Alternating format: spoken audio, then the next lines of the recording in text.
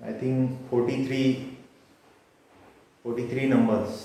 आजचं जे लेक्चर आहे number 43. Okay. ते मी यासाठी सांगतो की जे रेकॉर्ड लेक्चर होते ते लक्षात येते की कोण्या नंबरचं आहे आणि त्याच्यामध्ये काय शिकवलेलं आहे. उद्या तुमचा योगचा पेपर आहे.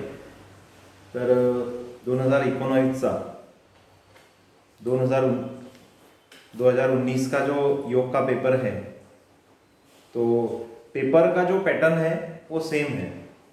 क्वेश्चन नंबर 1 में ए, बी, सी और डी ऐसे 4 प्रश्न रहेंगे. प्रश्न क्रमांक 1 में ए जो है उसमें फिलिंग द ब्लैंक्स है ना, ऐसे रहेगा. यानी एक क्वेश्चन केबीसी में जैसे आता है वैसे, और उसके 4 ऑप्शन. तो फॉर एग्जांपल जो 2019 के पेपर में दिए हैं वो हम देखेंगे. Alternative hot and cold bath he stimulate करायला परिणामकारक पद्धती आहे. तर याच्यामध्ये 4 ऑप्शन दिलेले आहेत. आता हा मराठीमधला पेपर आहे है ना. इंग्लिश पण आता मला काल माहीत नव्हतं, नाही तर इंग्लिश पण मी वाचलं असतं. तर त्याच्यामध्ये इंग्लिशमध्ये alternative hot and cold bath is effective to stimulate. Option खाली दिलेले आहे, ऑप्शन नीचे दिए गए हैं. पहला ऑप्शन है ब्लड वेसल, दूसरा ऑप्शन है स्किन सेल्स, तीसरा ऑप्शन है ब्लड सर्कुलेशन और चौथा ऑप्शन है ब्लड प्रेशर. तो आप में से कोई इस प्रश्न का उत्तर बता सकता है? Alternative hot and cold bath is effective to stimulate.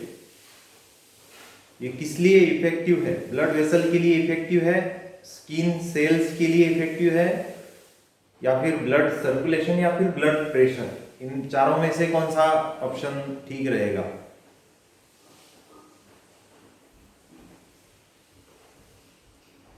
ठीक है, तो इसमें ऑप्शन रहेगा blood circulation, hot and cold bath. Actual ये पूरे ऊपर से नीचे जो लोग हैं, अभी मैंने कल आपको कहा था कि ये जो पेपर सेट करते हैं लोग ऊपर, उन्हें ये भी नहीं पता रहता कि alternative hot and cold bath ये नेचुरोपैथी का सवाल है और इन लोगों ने ये योग थेरेपी में पूछ लिया. तो अभी ये इतना यानी ऊपर गलत लोग है, उसके कारण से फिर वो हमें, जैसे अभी कल भी परेशानी हुई बहुत सारे स्टूडेंट को. जो पेपर 10 बजे शुरू होने वाला था वो पेपर कुछ जैसा लगता है कि 11 साढ़े 12 बजे शुरू हो गया. और आज भी परेशानी ये हो गई कि 2 लैंग्वेज में पेपर होना चाहिए, एक मराठी और इंग्लिश में, लेकिन उसमें भी प्रॉब्लम हो गया. ठीक है, तो एक्चुअली ये जो हॉट और कोल्ड बाथ का जो क्वेश्चन है ये नेचुरोपैथी का है. अभी ये बात अलग है कि नेचुरोपैथी का ऑलरेडी आपने स्टडी कर लिया है, इसलिए आप इस प्रश्न का उत्तर यानी सेकंड पेपर योग का रहता है इसलिए दे सकते हैं, लेकिन ये ठीक नहीं है. ये क्वेश्चन नेचुरोपैथी में ही होना चाहिए. ठीक है, कोई बात नहीं, आया तो आपको लिखना पड़ेगा. Number 2, fill in the blanks. मराठीमध्ये आहे ही सूर्यनमस्कारामधील आसने. तो नंबर ऑफ आसनाज इन सूर्य नमस्कार, यानी सूर्य नमस्कार में कितने आसन रहते हैं? विदाउट ऑप्शन कोई बता सकता है इसके बारे में? 13. और कोई बता सकता है कितने आसन रहते हैं सूर्य नमस्कार में? ठीक है, ऑप्शन है 14, 16, 18 या फिर 13. एक्चुअल ये जो सवाल है ये सवाल ही गलत है, और दूसरी बात यह है कि इसके ऑप्शन भी गलत है. यानी इतनी बड़ी गलती मुंबई बोर्ड ही कर सकता है. बाकी कोई नहीं कर सकता है। कभी 2 दिन का तो आपने पूरा खेल देख लिया, और ये अंदर का जो खेल है, पेपर में जो क्वेश्चन और उसके आंसर जो दिए गए हैं, उसमें भी बहुत बड़ी भूल चूक उनकी रहती है। और ये पहले से ही 2005 से इनका चालू है। यानी ऊपर एक्चुअल में ये पेपर योग और नेचुरोपैथी वाले निकालते या फिर एलोपैथी वाले निकालते, ये बहुत बड़ा सवाल है ये। देखो, सूर्य नमस्कार में एक्चुअल आसनों की संख्या 7 ही है, 7। ठीक है, इसको आप थोड़ा सा समझ लेना। अभी थोड़ा मैं सामने ले रहा हूं ताकि आप देख सकें। ठीक है, बोर्ड के ऊपर जो है उसको, एक्चुअल सूर्य नमस्कार में आसन जो है वो 7 ही है। और जो जैसे क्रियाओं को अगर हम काउंट करेंगे तो वो 12 आ जाते हैं। ठीक है, आसन 7 है और क्रियाएं 12 है, क्योंकि पहले आसन से लेकर 7वें आसन तक आसनों के नाम अलग अलग है। फिर 8वीं प्रोसीजर जो है उससे फिर आसनों के नाम रिपीट हो जाते हैं। तो थोड़ा सा विस्तार में मैं बता देता हूं। पहला आसन जो है वो है नमनासन। पहला आसन कौन सा है? नमनासन। नमनासन, ओके। दूसरा आसन जो है वो है ऊर्ध्व हस्तासन, दोनों हाथ ऊपर चले जाते हैं, तो ये दूसरा आसन है। फिर तीसरा आसन है पाद हस्तासन या हस्तपादासन, दोनों हाथ नीचे चले जाते हैं, माथा घुटनों पर लगाया जाता है, ये तीसरा आसन है। चौथा आसन है वाम अश्व संचालनासन, या तो वाम होगा या फिर दक्षिण अश्व संचालनासन, ऐसे दोनों में से एक। या अगर आप बाया पैर पीछे लेते हैं तो वाम अश्व संचालनासन, दाहिना पैर पीछे लेते हैं तो दक्षिण अश्व संचालनासन। ठीक है, तो ये चौथा आसन है। फिर पांचवा आसन है पर्वतासन। जैसे कमर पर्वत के समान ऊपर लेके दोनों हाथ और पैर नीचे रख के ऐसे पर्वत के समान आकृति शरीर की दिखती है, इसलिए इसे पर्वतासन कहते हैं। फिर छठवां आसन है अष्टांग नमनासन। अष्टांग नमनासन, ये छठवां आसन है। और सातवां आसन है भुजंगासन।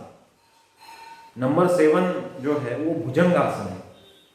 फिर यहां से स्थितियां अभी रिपीट हो जाती है। तो 8वां आसन है पर्वतासन, फिर दक्षिण अश्व संचालनासन, फिर हस्तपादासन, फिर ऊर्ध्वहस्तासन और फिर नमनासन। तो यहां से नाम रिपीट हो रहे हैं, तो ये थोड़ा सा ध्यान में रखना। आसन 7 और स्थितियां 12 आती है सूर्य नमस्कार में। तो ये सवाल भी गलत है और इसके ऑप्शन भी मुंबई बोर्ड ने गलत दे दिए हैं। तो ऐसे क्वेश्चन के लिए अगर आप कोई भी ऑप्शन लिख देते हैं, मान लो कि 14 लिख देते हैं, 16 लिख देते हैं, 18 लिख देते हैं, तो आपको मार्क्स वैसे ही देने पड़ते हैं। जो वैल्यूएशन करता है, पेपर चेक करता है, तो उसे वो मार्क्स वैसे ही देना पड़ता है। एक्चुअल में वो भी उसको पता होना चाहिए, वैल्यूएशन जो कर रहा है उसको, कि ये क्वेश्चन और उसमें जो ऑप्शन दिए हैं वो दोनों गलत है। ठीक है, अभी अगर हम ऊपर का क्वेश्चन अगर सही समझेंगे तो नीचे में एक ऑप्शन आना चाहिए था 7। आपके जो 4 ऑप्शन है उसमें एक ऑप्शन आना चाहिए था 7, तो फिर ये करेक्ट हो सकता था। ठीक है, आगे बढ़ेंगे।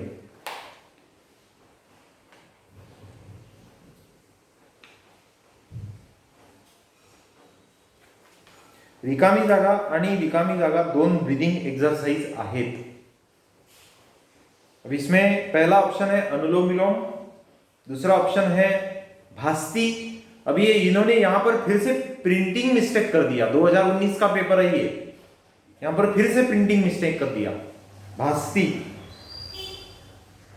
फिर सी ऑप्शन है भुजंगासन और डी ऑप्शन है शीर्षासन। अभी इसमें समझने वाला क्या समझेगा, भास्ती को क्या समझेंगे आप? ठीक है, यहां पर एक तो भस्त्रिका होना चाहिए था या तो फिर कपालभाति होना चाहिए था, दोनों में से कोई तो भी होना चाहिए था, है ना। तो अभी मैं इसका आंसर आपको बता देता हूं, क्योंकि गलत ऑप्शन दिए हैं इन्होंने, नीचे में एक गलत ऑप्शन दिया है।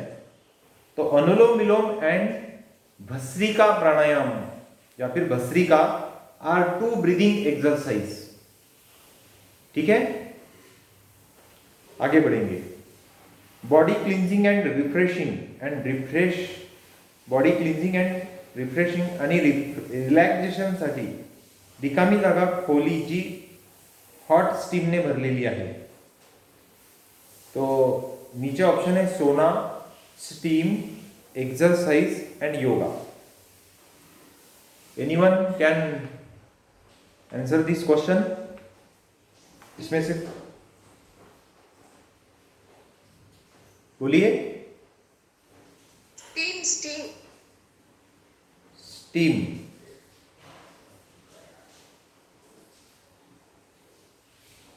ठीक है। इसमें थोड़ा सा कंफ्यूजन आप में हो सकता है, क्योंकि सोना बाथ और स्टीम बाथ ये दोनों बॉडी क्लींजिंग, रिफ्रेशिंग और रिलैक्सेशन के लिए दिए जाते हैं। ठीक है, तो बॉडी क्लींजिंग के लिए स्टीम भी दिया जाता है, सोना भी दिया जाता है। अब ये इन दो, इसमें से इतना क्लोज इन्होंने दो पर्याय रखे यहाँ पर, तो इसमें आप दोनों में से एक कोई भी चूज कर सकते हैं, दोनों आपके बराबर आ सकते हैं इसमें। ठीक है, सोना बाथ भी और स्टीम बाथ भी दोनों आपके करेक्ट रहेंगे। ठीक है, ब्रीदिंग योगा सायन्स म्हणजे, ब्रीदिंग योगा सायन्स म्हणजे नीचे ऑप्शन है सूर्य नमस्कार, नाड़ी शोधन, उज्जाई और प्राणायाम। चार ऑप्शन दिए नीचे। प्राणायाम। हाँ बिल्कुल, प्राणायाम इसका आंसर रहेगा। अभी फिर से छठवां क्वेश्चन इन्होंने गलत थोड़ा सा ऑप्शन यहाँ दिए हैं। गलत यानी एक्चुअल में वो गलत भी नहीं बोलेंगे, लेकिन एक अर्थ में अधिकतम किताबों में जो सूत्र की संख्या दी है उसमें वो गलत ही है। पतंजलीचे योग सूत्र म्हणजे रिकामी जागा भारतीय योग सूत्र। तो इसमें पतंजलि के योग सूत्र कितने हैं ऐसे पूछा है इन्होंने। तो नीचे ऑप्शन है 196, दूसरा ऑप्शन है 98, तीसरा ऑप्शन है 105 एंड चौथा ऑप्शन है 75।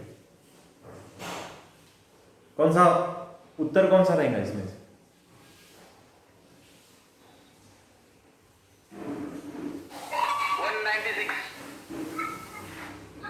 196 बराबर है।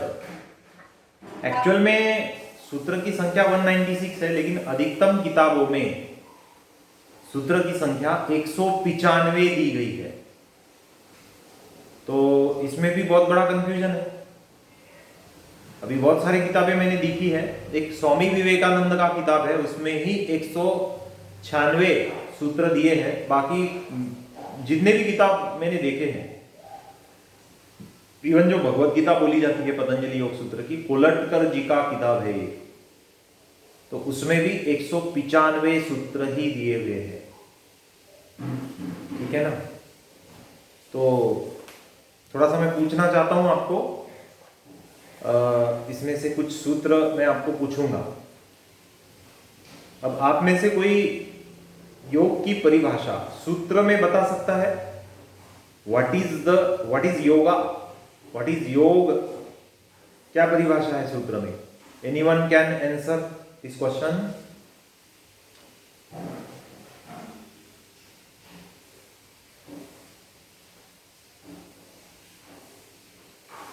आशीष,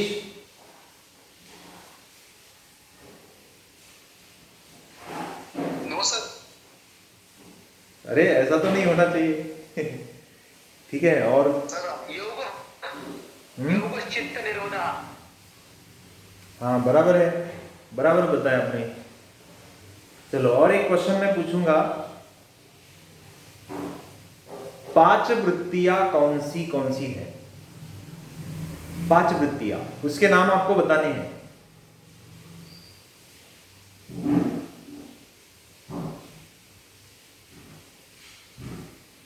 नहीं पता?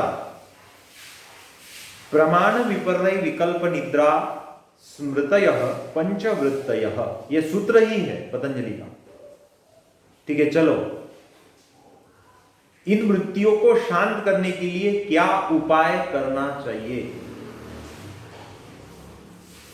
ये जो 5 वृत्तियां है, इसको, इन 5 वृत्तियों को शांत करने के लिए कौन से उपाय महर्षि पतंजलि ने बताए हैं? आपने पतंजलि उपदर्शन नहीं पढ़ा? समाधिपात के पहले 13 सूत्र में ही इसका उत्तर है। किसी के पास नहीं इसका उत्तर? एक्सपेक्ट करता हूं मैं, क्योंकि ऑलरेडी आपको साइमल्टेनियसली योग भी सिखाया जा रहा है और मैं नेचुरोपैथी भी सिखा रहा हूं। तो नेचुरोपैथी में तो ये बातें नहीं आती है, लेकिन योग में आती है।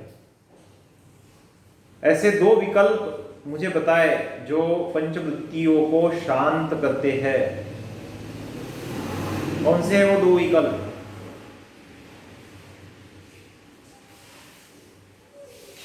इसमें से कल कौन आंसर कर रहा था?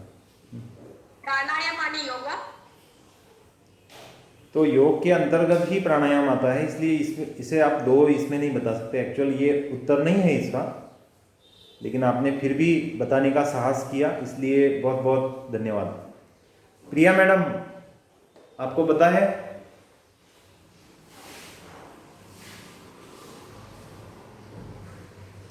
वृत्तियों को शांत करने के 2 विकल्प कौन से हैं? ठीक है, मैं बता देता हूं, अभ्यास और वैराग्य। ठीक है, अभी आ सकता है क्वेश्चन आपको, अभ्यास और वैराग्य, ये वृत्तियों को शांत करने के 2 विकल्प है। ठीक है, इसके ऊपर एक सूत्र भी आता है, अभ्यास वैराग्याभ्याम तन्निरोधः, ऐसे सूत्र है। अभ्यास और वैराग्य के माध्यम से हम वृत्तियों को शांत कर सकते हैं। इसके अलावा तीसरा कोई उपाय नहीं है पूरे विश्व में जो वृत्तियों को शांत करे। नहीं तो आप चेक कर लेना, तीसरा अगर उपाय आपको मिल गया तो मुझे फोन करके बता देना, फिर आप व्यक्तिगत साधना से अगर कोई उपाय आ जाता है तो। ठीक है,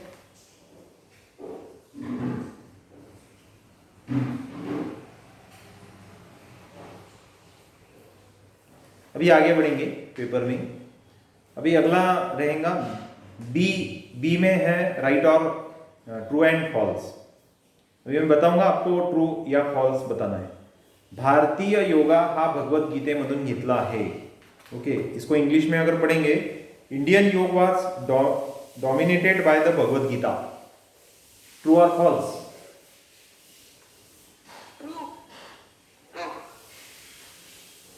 ठीक है, बराबर है, क्योंकि उपनिषद का सार भगवद गीता है और उपनिषद से ही योग का भी जन्म होता है, तो इसलिए ये बराबर है। नंबर 2, योग सूत्र ही वेदांत फिलॉसॉफीवर आधारित आहे। इंग्लिश में पढ़ता हूं, the yoga sutra are build on the foundation of Vedanta philosophy. True और फॉल्स? ट्रू है ये, हाँ ठीक है। सानंद संपत्ति और निरानंद संपत्ती दोन्हीही सपोर्टचे ग्रॉस ऑब्जेक्ट आहेत। अभी ये क्वेश्चन है क्या, ये मुझे भी पता नहीं चल रहा है। एक्चुअल में गलत क्वेश्चन पूछा है, आप ट्रू और फॉल्स दोनों इसमें से कोई भी बता सकते हैं, आपको मार्क्स मिल जाएंगे। यानी क्या, अभी कभी कभी इतना गुस्सा आता है कि ये लोग ऐसा क्यों करते हैं। इतने सीधे क्वेश्चन है। अब ये सानंद संपत्ति नाम से कोई भी वर्ड ना तो नेचुरोपैथी में आता है ना तो योग में आता है, ये गलत है। यहां पर समाधि की अपेक्षा है, संपत्ति की जगह पर समाधि। सानंद और एक्चुअल निरानंद समाधि भी नहीं है अभी इसमें, तो ये बहुत ही गलत क्वेश्चन यहां पर पूछा गया है। नंबर 4, अहिंसा म्हणजे truthfulness in intention, remaining established the higher truth. English में मैं पढ़ता हूं। Meaning of ahimsa, truthfulness in intention, remaining establish in the higher truth. True और फॉल्स?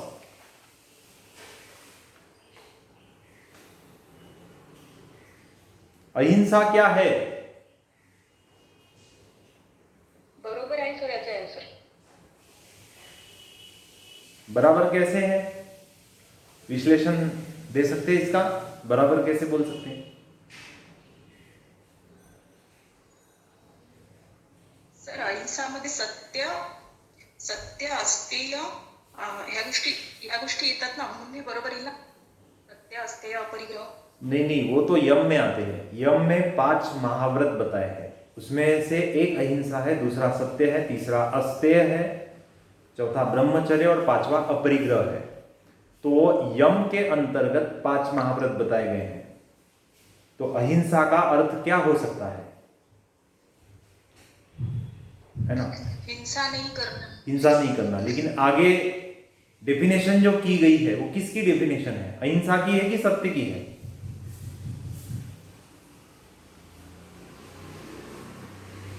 आगे जो डेफिनेशन की गई है वो अहिंसा की है कि सत्य की है? एक्चुअल वो सत्य की डेफिनेशन है, क्योंकि जो 5 महाव्रत यम में आते हैं, अष्टांग जो योग है, अष्टांग योग, उसमें पहली जो स्टेप है वो यम है। यम में 5 महाव्रत आते हैं। उसमें पहला है अहिंसा, सत्य, अस्तेय, ब्रह्मचर्य और अपरिग्रह। तो अहिंसा यानी दूसरे की कायिक, वाचिक और मानसिक दृष्टिकोण से हिंसा न करना, ये उसकी परिभाषा है। लेकिन ये तो ट्रूथफुलनेस इन इंटेंशन। अब ट्रूथफुलनेस यानी क्या? सत्य। ये तो सत्य की परिभाषा है, तो ये फॉल्स है। यहां पर ये गलत है, ये फॉल्स लिखेंगे आप। 5वां प्रश्न जो है, सोच, cleanliness of the body and mind, इसको ट्रू बोलेंगे या फॉल्स बोलेंगे? ट्रू. ट्रू। बराबर. हाँ बराबर है, ये अभी आपने सही आंसर दिया है। शौच का अर्थ होता है शुद्धि, शुद्धिकरण, ठीक है, प्यूरिफिकेशन। तो क्लींजिंग का अर्थ भी शुद्धि ही होता है। क्लींजिंग यानी शुद्धि, तो दोनों एक दूसरे से मेल खा रहे, तो ये बराबर है। Sadhana is the Sanskrit word for practice and discipline. क्या ये सही है या गलत है? Sadhana is the Sanskrit word for practice and discipline.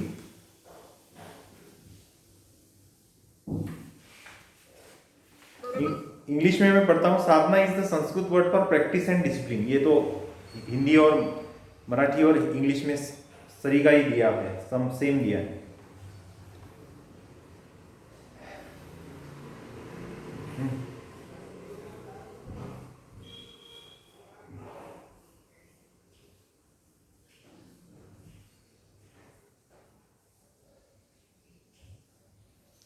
True है ये, हाँ बराबर है ये।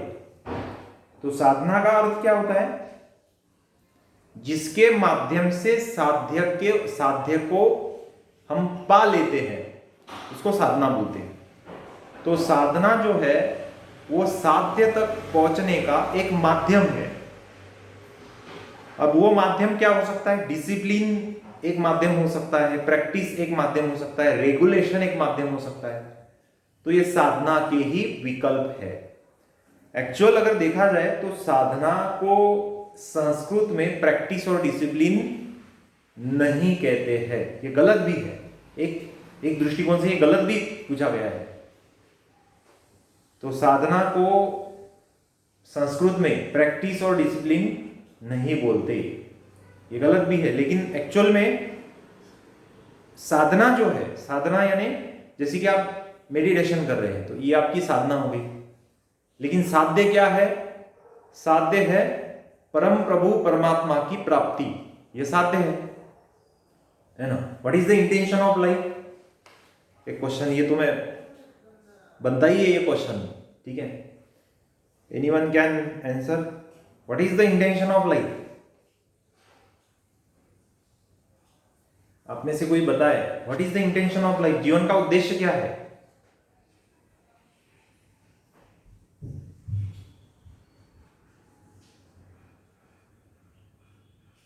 कोई भी नहीं बताएगा?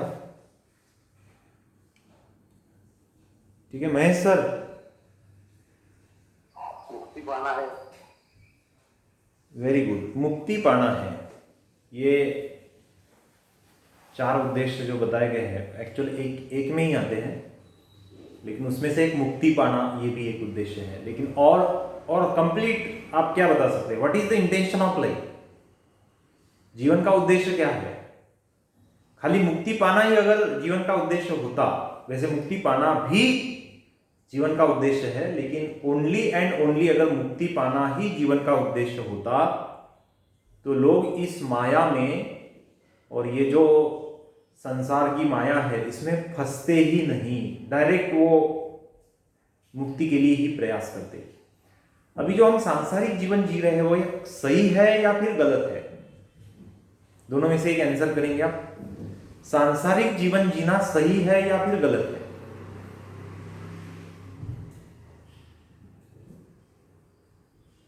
आप बोलेंगे सर कहां फंसा दिया। ठीक है, जो बोलते हैं ना, जो खाए वो भी पछता है और जो ना खाए वो भी पछता है। ब्रह्म का आचरण करते हुए अगर जीवन जिया जाए। हाँ ठीक है, फिर से बोलिए, फिर से। ब्रह्म का आचरण यानी ब्रह्मचारी आचरण करके जीवन जीना। ठीक है, चलो इसमें थोड़ा समय निकल जाएगा, वैसे ये बड़ा सब्जेक्ट है, लेकिन मैं बता देता हूँ। तो सूत्र में मैं बता देता हूँ, धर्मार्थ काम मोक्षाणाम आरोग्यम इति मूलमुत्तमम। ये जीवन का उद्देश्य है। क्या है जीवन का उद्देश्य? धर्मार्थ काम मोक्षाणाम आरोग्यम इति मूलमुत्तमम। तो इसका अर्थ क्या है? धर्म, अर्थ, काम और मोक्ष की प्राप्ति, और इससे पहले है ना आरोग्य मूल उत्तमम कहा है। तो इन 4 पुरुषार्थ का जो मूल है वो है स्वास्थ्य, शारीरिक मानसिक स्वास्थ्य। 4 पुरुषार्थ की प्राप्ति का मूल माध्यम यही है। तो हमारे जीवन का उद्देश्य क्या होना चाहिए? कि हम स्वस्थ रहे। ये सबसे पहला उद्देश्य है हमारा। शारीरिक दृष्टिकोण से, मानसिक दृष्टिकोण से हम निरोगी रहे, हेल्दी रहे। फिर आगे बढ़ने के बाद में फिर धर्म का आचरण करें। ये जीवन का अहम उद्देश्य है। पहले तो स्वस्थ रहना आपको पड़ेगा, तभी आप धर्म का अनुसरण कर पाओगे। फिर अर्थार्जन यानी जीवन को सिद्ध करना। अर्थार्जन का अर्थ यानी पैसे कमाना नहीं होता। अधिकतम लोग अर्थ पुरुषार्थ को पैसे कमाना समझ लेते हैं। एक्चुअल में जो कुछ करना है उसमें से एक पैसे कमाना भी है, क्योंकि पैसे कमाने से ही फिर आगे हमें जैसे जो हेतु है उसकी सिद्धि हो जाती है। लेकिन मात्र पैसे कमाना ही जीवन का उद्देश्य नहीं है। पैसे तो कमाने ही चाहिए, ये तो क्योंकि व्यवस्था लगाने के लिए, खान पान की व्यवस्था लगाने के लिए, अगर घर चाहिए रहने के लिए तो पैसा आवश्यक हो जाता है। कपड़ा अगर पहनना है तो पैसा आवश्यक हो जाता है। गाड़ी घुमानी है तो पैसा आवश्यक हो जाता है। शादी करनी है तो पैसा आवश्यक है कि नहीं है? बिल्कुल नहीं है। शादी के लिए पैसे की आवश्यकता नहीं पड़ती। ये तो अभी भ्रम में पड़ गए हम कि शादी अगर करानी है तो पैसे लगते हैं। बिल्कुल नहीं लगते पैसे, है ना। विवाह संस्कार के लिए ये एक संस्कार है, ये एक समारोह नहीं है। इसके लिए तो कुछ खास आवश्यकता नहीं पड़ती पैसे की। लेकिन बहुत सारे लोग शादी के लिए कितने सारे पैसे जुटा लेते हैं, लाखों रुपया जुटा लेते हैं, एक दिन में खर्च कर देते हैं।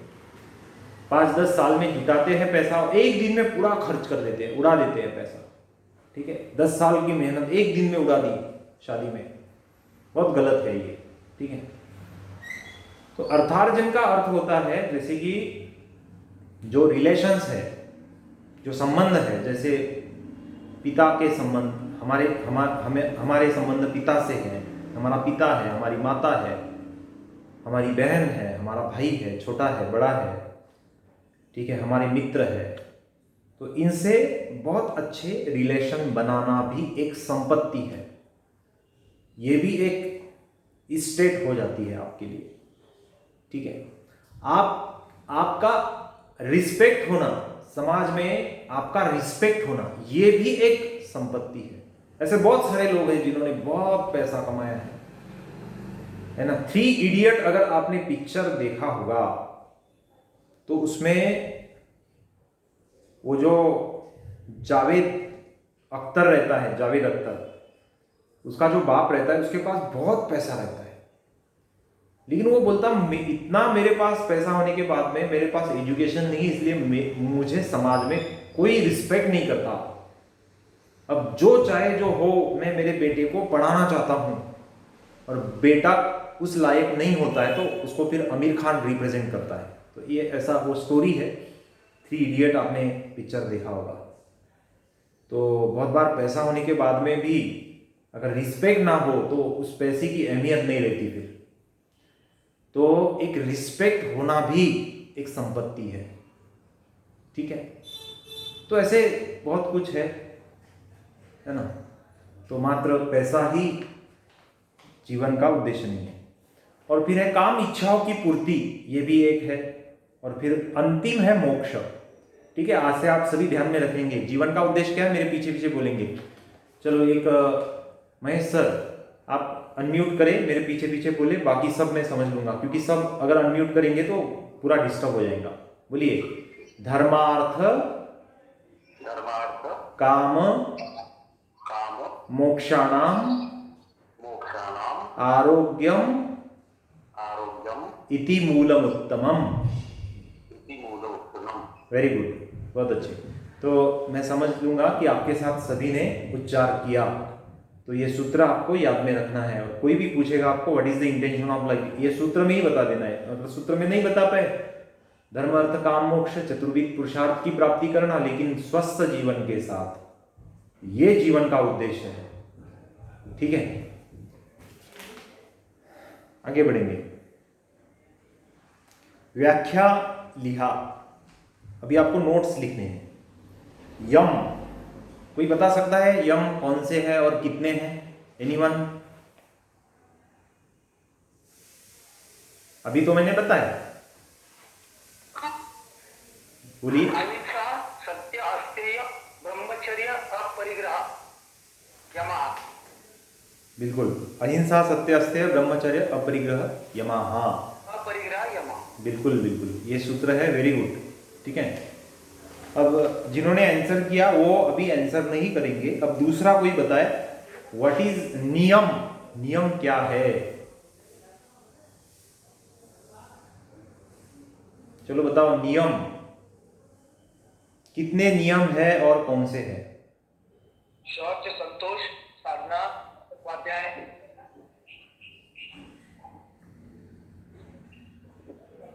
नहीं, ठीक से बताओ, ठीक से बताओ। सर, शौच, संतोष, स्वाध्याय, समाधान और इतने ही पता है। चलो, इन्होंने जो छोड़ दिए हैं वो कोई दूसरा बता देगा।